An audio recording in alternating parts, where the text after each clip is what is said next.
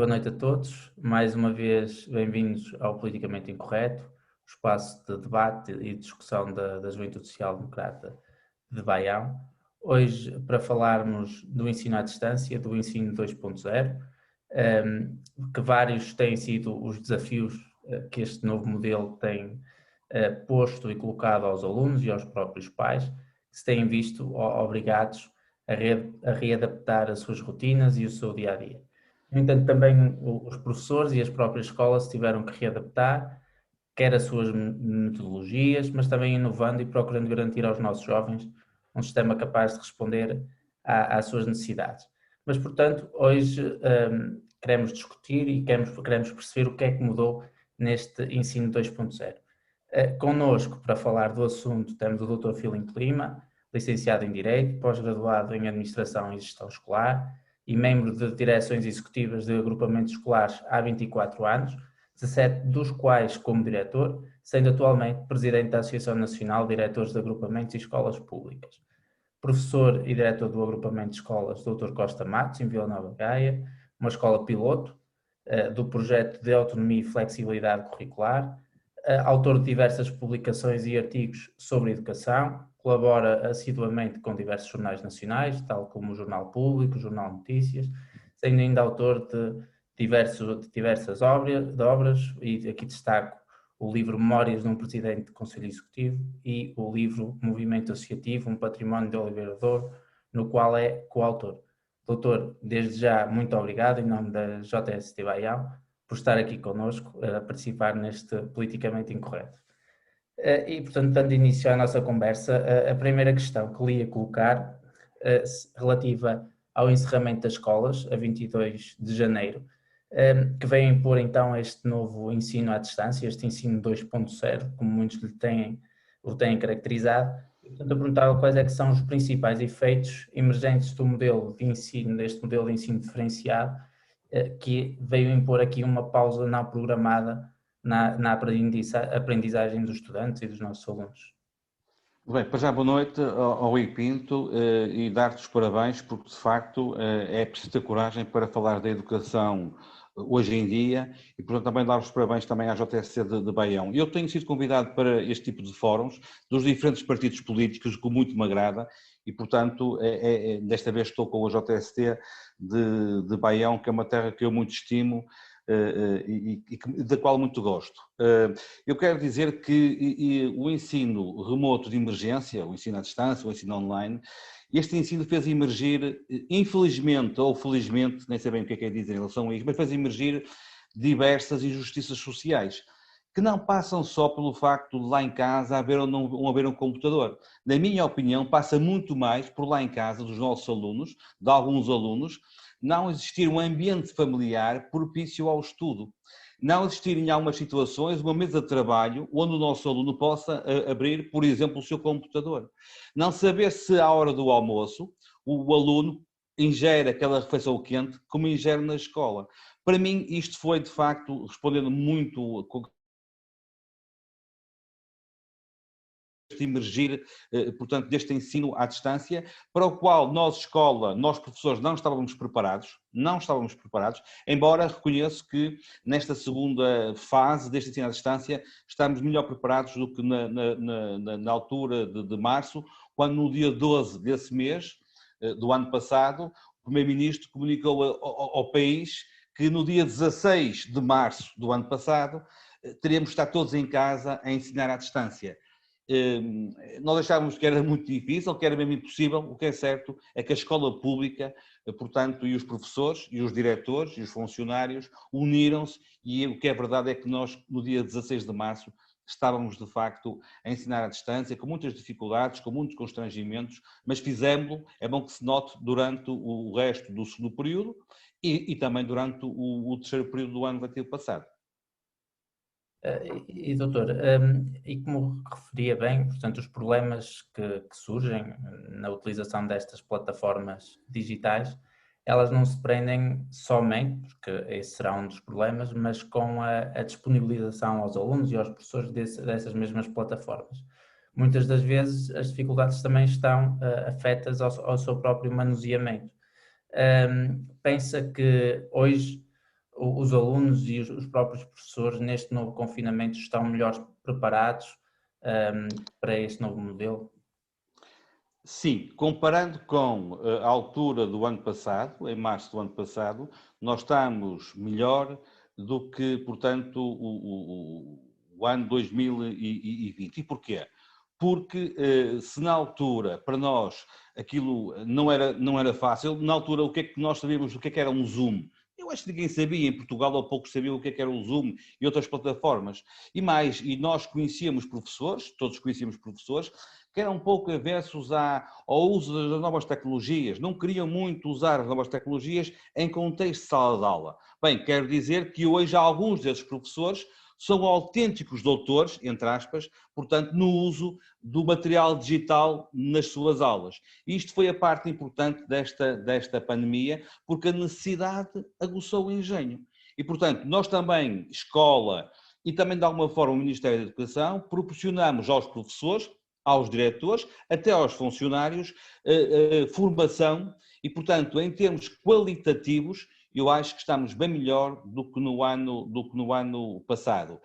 Sofremos foi uma decepção. Quando em setembro chegámos às escolas, nós pensávamos, os professores pensavam, que iriam encontrar computadores, portanto, que não são aqueles que nós temos, que são obsoletos em algumas escolas. Não encontramos. Encontramos os mesmos computadores.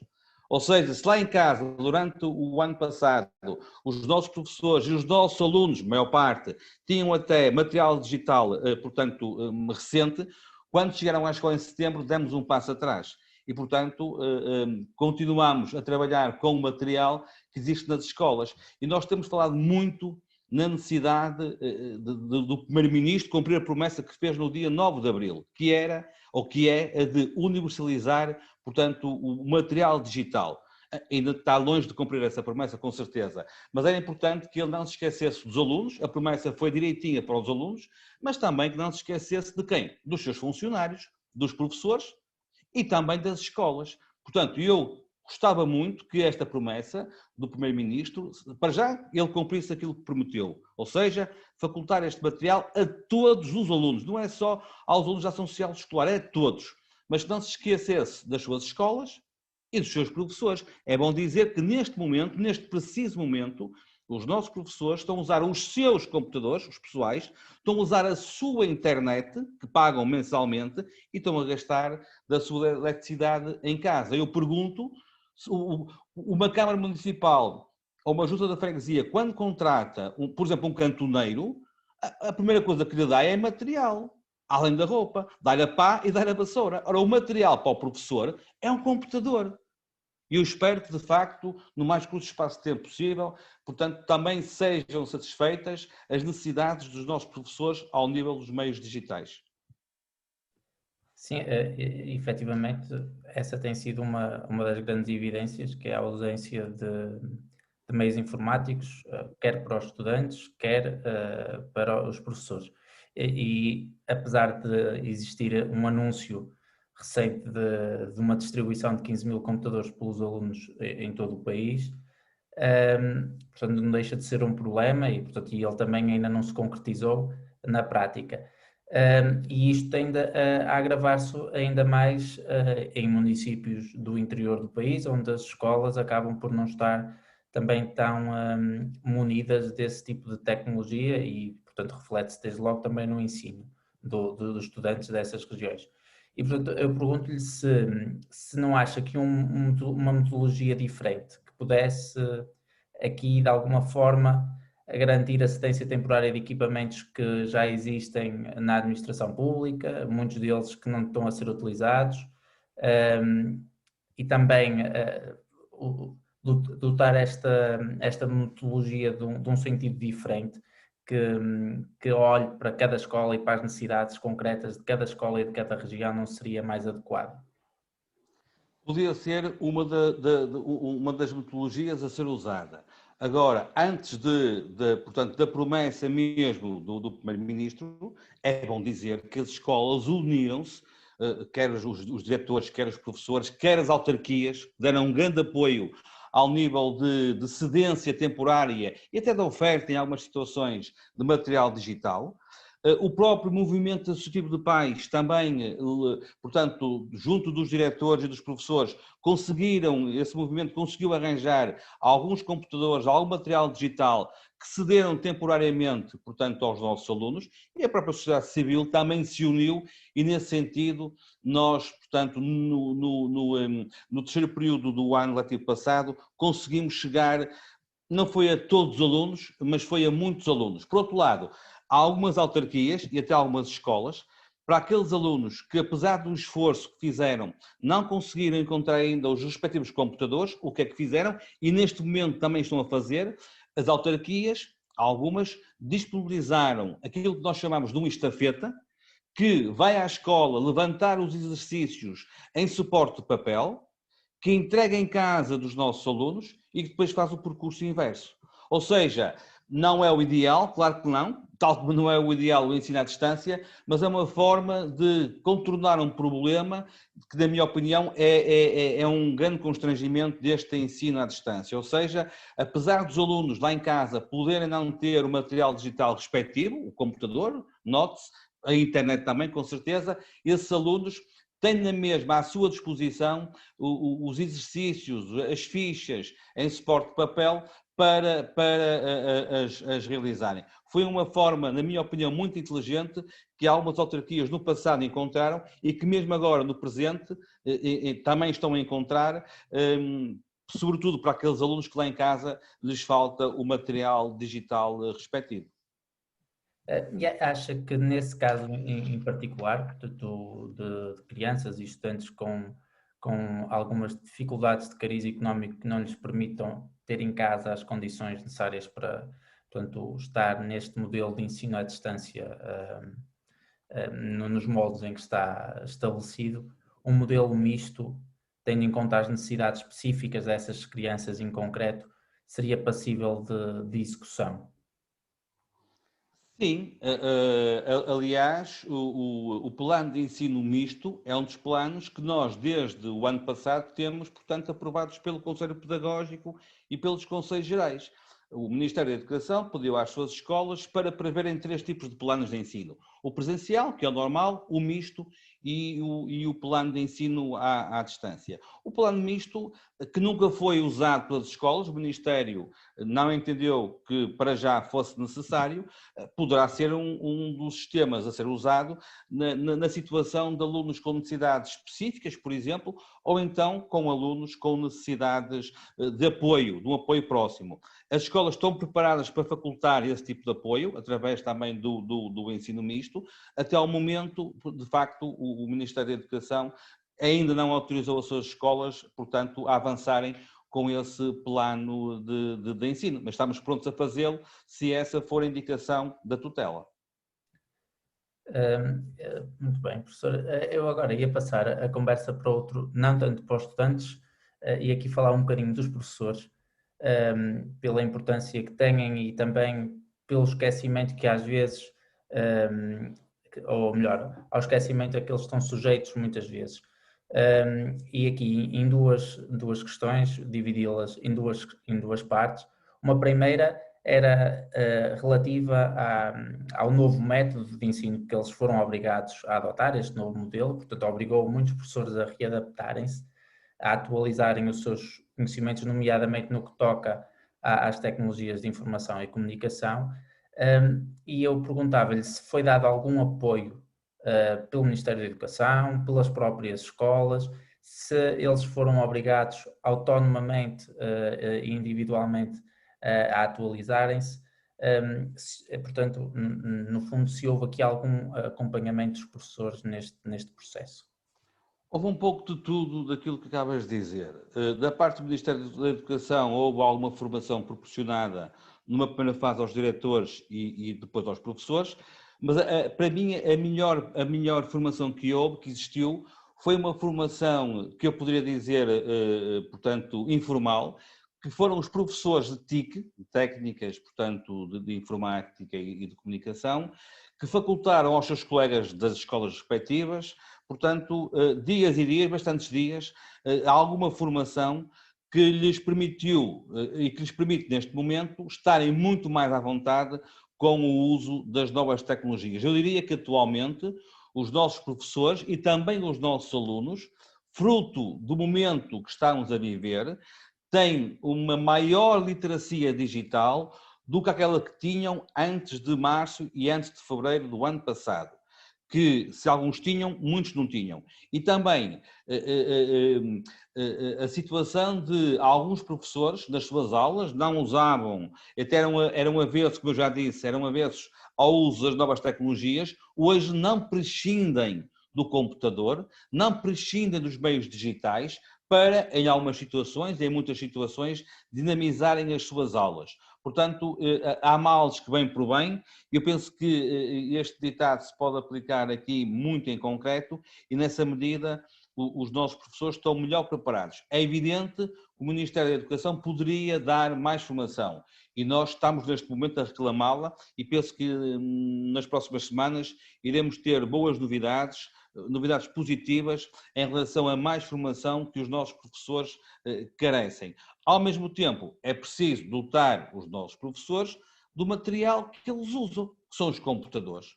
Portanto, mais uma vez, eu faço aqui um apelo ao Ministério da Educação para que não se esqueça dos seus funcionários, dos professores, que neste momento estão a usar, como eu disse, os seus computadores, a sua internet e até a sua eletricidade desde as suas casas. Sim, e aqui também não esquecendo que esta classe profissional, portanto os professores, tem ao longo dos anos a ser fustigada com alguma pressão e bastantes dificuldades, e aqui também falando já dos jovens professores, não é? Portanto, que iniciam as suas carreiras e que vêem dificuldades, seja ao nível da remuneração, das próprias colocações, e aqui também pergunto-lhe se acha que, para além desse apoio material, não é? Portanto, que deverá ser dado, não necessitariam aqui os professores de outro tipo de apoios neste momento difícil que estamos a passar? Esta pergunta é muito interessante, e esta pergunta leva-me a dizer que, se não for aplicada uma vacina que já existe, e já digo qual é que é essa vacina, nós, em breve, muito em breve, iremos ter uma pandemia na educação, que é a escassez de professores. Qual é a vacina que eu aqui acho que se deve aplicar de imediato? É este ano civil, daqui por algum tempo, poucas semanas, iremos ter o grande concurso que sucede das escolas com os professores de 4 em 4 anos, e este ano deveria ou deverá existir uma vinculação extraordinária para os professores contratados que estão no sistema há 10, há 15, há 20 e mais anos, e que no dia 31 de agosto o sistema educativo, que é tirano e hipócrita, dá-lhes um pontapé e põe-os no dia 1 de setembro, vai colocá-los onde? Vai colocá-los no desemprego. Para depois, passado uma semana, 15 dias, os tornar a ir buscar e facultar-lhes um horário completo e anual. Isto é tratar mal os professores. Num país onde a escassez de docentes é um flagelo, todos sabemos como é que o sistema educativo trata os seus professores. É assim, trata-os muito mal. E também, eu digo o mesmo em relação aos jovens. Eu pergunto, porque nós precisamos de professores, eu pergunto hoje em dia quem quer ser professor. Não é quem quer ser milionário, porque isto todos querem ser milionários, como dizia o concurso, é quem quer ser professor. Ninguém quer ser professor. E todos nós sabemos porquê. Porque, sucessivamente, os diferentes governos têm tratado muito mal a classe docente. E a carreira docente terá que ser valorizada e terá que ser dignificada, mas não é. Mas os atuais professores, e é bom que se note isto, cerca de 58% dos atuais professores, nesta década, irão aposentar-se. Não há professores suficientes para os substituir. Mas são professores que, alguns deles, estão no sistema e que começam a requerer a chamada licença sem vencimento por 1 ano, por 2 anos. Porquê? Porque estão muito mal na educação, sentem-se injustiçados e vão experimentar outras áreas. Ou seja, professores também muito habilitados, dos quadros, com muita experiência, eu temo que esses professores, mesmo antes de finalizar a sua carreira, sigam para outras áreas, empobrecendo com certeza a educação. Eu não sou nada pessimista, eu sou uma pessoa muito otimista, mas se a vacina contra, portanto, a escassez de professores, que para mim pode ser a próxima pandemia, neste caso concreto, da educação, se essa vacina não for aplicada, o nosso país poderá voltar a procedimentos do século passado, onde nos anos 80 e anos 90 chegavam às escolas públicas portuguesas e privadas professores com as chamadas habilitações mínimas. Nós não queremos isso na nossa educação. A educação tem um percurso muito importante, nós temos bons resultados, quer nos testes internacionais, tendo em conta o sucesso, e também na taxa de abandono escolar, que já percebemos, foi anunciado há pouco tempo, que reduziu bastante, e nós queremos continuar nesses patamares. Duvido que o possamos conseguir se não existir se não for aplicada a tal vacina, que eu acho que existe, mas que só pode ser aplicada com vontade política, neste caso do nosso governo. Sim, e efetivamente a educação é o pilar de qualquer sociedade e, portanto, não garantirmos esta sustentabilidade da própria educação será desde logo um erro portanto, a todos os níveis, portanto, da educação, depois falámos também do ensino superior, da investigação científica, portanto, todos estes campos acabariam por ser afetados se realmente não houver esta reforma tão necessária.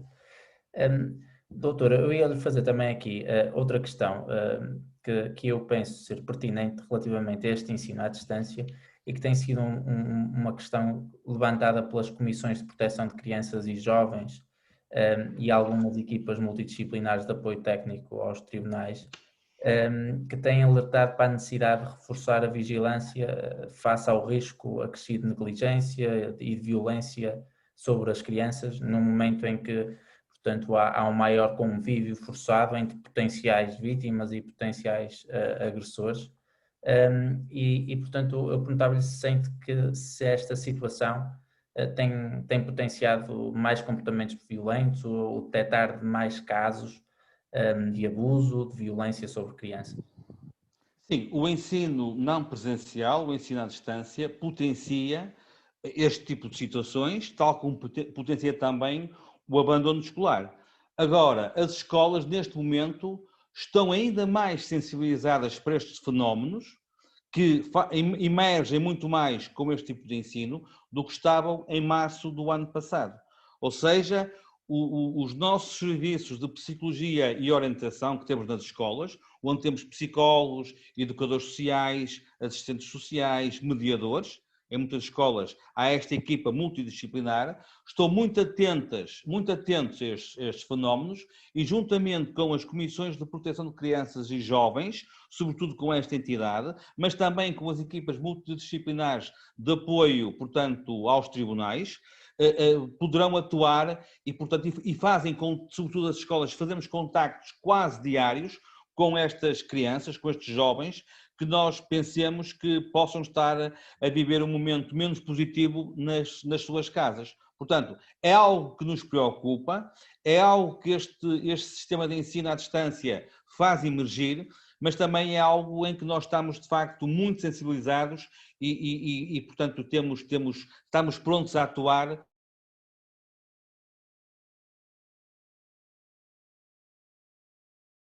Que há crianças, que há jovens que podem ser vítimas de maus tratos, que podem até estar a fugir ou a querer fugir do radar das escolas. As escolas, neste momento, juntamente com estas entidades, têm meios para prevenir e para agir neste tipo de situações. Isso é importantíssimo saber, portanto, que as escolas se têm reforçado neste sentido, até porque, portanto, o facto das próprias crianças estarem em casa portanto, não haver um contacto presencial com elas acaba por ser mais difícil o detectar de situações desviantes e principalmente de violência. Isso é verdade, Rui, só uma coisinha. Esse contacto não presencial é substituído como? É substituído muitas vezes com a ida lá à casa desses técnicos, dos técnicos especializados que as escolas têm, e muitas vezes com contactos, portanto, assíduos, contactos telefónicos assíduos portanto, com os pais dos nossos alunos. São duas situações que ajudam a prevenir esse tipo de situações indesejáveis. Portanto, no fundo, as equipas acabam por ter um contacto ainda mais recorrente com as próprias crianças e com as próprias famílias. Sobretudo com as próprias famílias e com as crianças, em contexto familiar. Estas equipas, de facto, têm um contacto muito próximo, conhecem muito bem as famílias, conhecem muito bem os alunos e, portanto, poderão, de facto, prevenir e, em algumas situações, atuar para que este tipo de situações, de facto, não sucedam. Claro. Professora, eu por último ia-lhe colocar uma outra questão, e esta aqui relacionada com algo ou com um problema que já tem vindo a ser levantado há bastante tempo, desde o primeiro confinamento, que diz respeito à saúde mental das crianças e dos jovens face ao confinamento, não é? Portanto, nós jovens gostamos do contacto, da relação, seja com os professores, com outros colegas, e eu pergunto-lhe de que forma é que isto tem afetado os estudantes, que estratégias é que têm sido adotadas para compensar esta falta de relacionamento, e como é que podemos combater a emergência de problemas do foro psicológico e mental no futuro. Esta questão também é muito importante, e não é por ser a última, mas é bastante importante. Eu estive a contabilizar ontem, a preparar-me para esta entrevista, e até sexta-feira passada, contando já com o tempo de confinamento em que os nossos alunos estiveram em casa do ano passado, fez sexta-feira passada 73 dias, eu vou repetir, 73 dias, o equivalente a quase 2 períodos letivos, que os nossos alunos e os nossos professores estiveram e estão em casa a dar aulas à distância. É muito tempo, é muito tempo. Isso provoca dois tipos de danos, na minha opinião. Um dano tem a ver muito connosco, com as escolas, que é o dano nas aprendizagens, sobretudo das crianças, e eu falo muito em específico nas crianças que estão a frequentar o primeiro ciclo, e dentro do primeiro ciclo, a mim muito me preocupa os alunos ou as crianças do primeiro e segundo anos. Para mim, são aquelas crianças que vão pagar a fatura mais elevada desta situação. E a outra situação não tem a ver com a saúde, com a educação, tem a ver com a saúde e com a saúde mental. Também não tenho dúvidas que, não só das crianças, também dos adultos, com certeza, e dos nossos jovens, este é um problema que terá que ser, portanto, resolvido ou a resolver durante os próximos anos. Não é no próximo mês, nem no próximo ano, é nos próximos anos. E aqui a escola também tem um papel importante, pelas parcerias que estabelece, nomeadamente com os centros de saúde locais, com os hospitais, em relação, portanto, à saúde mental dos nossos jovens, e tem uma grande responsabilidade, com certeza, nas aprendizagens que os nossos alunos terão que recuperar, terão que consolidar, e, como eu disse, não será nos próximos dias nem nos próximos meses, será com certeza nos próximos anos. Eu só espero é que o Ministério da Educação esteja ciente daquilo que eu acabo de dizer e reforce nas escolas quer o número de professores, quer o número de técnicos especializados que já temos nas escolas, mas que nos próximos anos o seu número terá que ser, na verdade, reforçado. Mas as escolas também estão atentas, irão contribuir também, quer nas aprendizagens, quer para a saúde física e mental dos nossos alunos, iremos fazer o melhor com as equipas que temos no terreno e também com as parcerias que nós temos, sobretudo com os centros de saúde, como eu disse, e com os hospitais. Sim, no fundo será um esforço conjunto de todos os agentes e todas as instituições públicas, não é? Portanto, quer ao nível escolar, mas também da própria sociedade civil e os próprios órgãos políticos. Portanto, tem aqui um papel importantíssimo neste acompanhamento e neste detectar de situações que possam ser perigosas e lesivas para os jovens, não é? E, portanto, para o próprio ensino. Doutor, portanto, esta conversa foi excelente. Realmente é importantíssimo discutirmos hoje, mais do que nunca, a educação, o modelo de ensino que temos hoje em Portugal, que efeitos é que este confinamento poderá ter no futuro, porque também temos que nos preparar para o futuro, não é? Portanto, com a reabertura das escolas, temos que nos preparar para o regresso dos alunos às escolas e problemas que possam emergir, como é este o caso dos problemas do foro da saúde mental e psicológica. E, portanto, doutor, em nome da Juventude Social Democrata de Baião, agradeço-lhe a sua presença e dou assim por encerrado mais um episódio de Politicamente Incorreto.